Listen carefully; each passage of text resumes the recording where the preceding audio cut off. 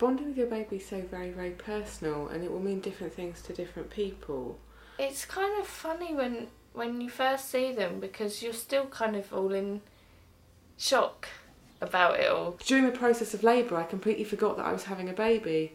So I kind of went through these long labours, forgot what I was doing, and then a baby appeared, and it was all a big surprise every time.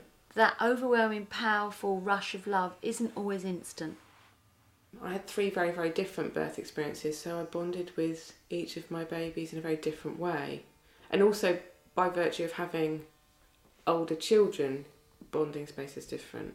So prepare a woman for that.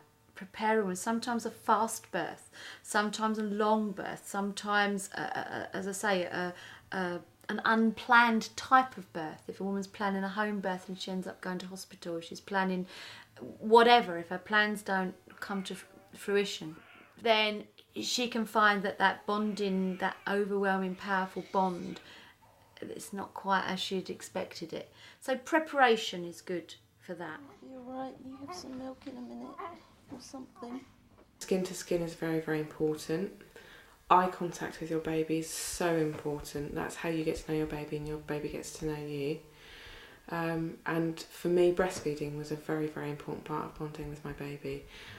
Is he suckling? No, yes, he will. He's got it in his mouth. They take a little while sometimes to sort of... Enjoying the moment. Yeah.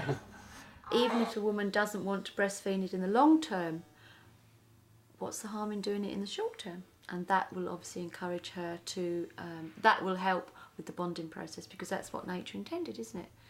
Nature intended the baby to be born and then be put to the breast, and those feelings of love and protection will come out. The thing that you need to know about bonding with your baby and what biologically causes you to bond with your baby is to do with the hormones that are produced at the moment of birth, which is the oxytocin hormone. That's the hormone of love, labour and lactation, which I think is why breastfeeding can be so closely linked with bonding with your baby.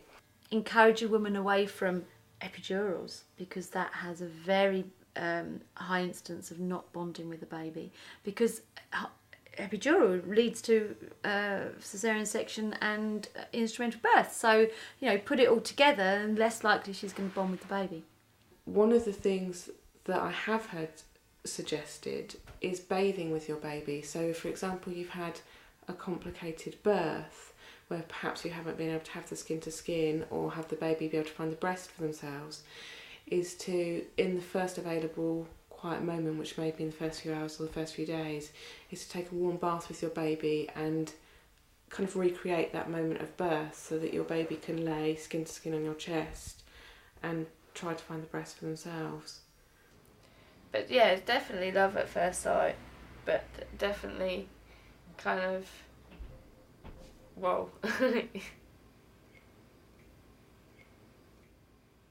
From the moment with each of them, from the moment they first looked into my eyes and I looked into their eyes, and then yes, it was love at first sight, which doesn't mean that it was then a smooth journey in a straight line. It was a different experience with each of them, and the kind of trials and tribulations on the way with each of them. But it's a very intense moment of love when that hits.